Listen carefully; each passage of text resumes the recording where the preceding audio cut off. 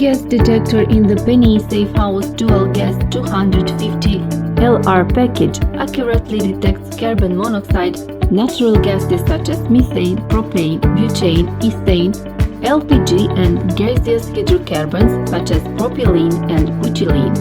Equipped with two semiconductor sensors with long life, versatility and high tolerance to extreme environmental conditions and corrosive environments, which operate independently of each other, PNI Safe House Dual Gas 250 notifies you instantly when it detects dangerous concentrations of carbon monoxide or natural gas. PNI Safe House Dual Gas 250 offers the best protection against deadly gases, all in one unit.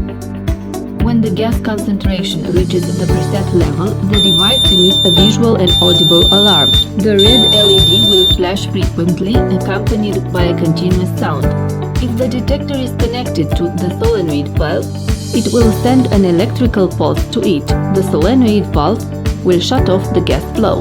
We recommend that the solenoid valve be installed only by qualified and authorized personnel. The solenoid valve must be installed in the direction of the gas flow marked on the solenoid valve.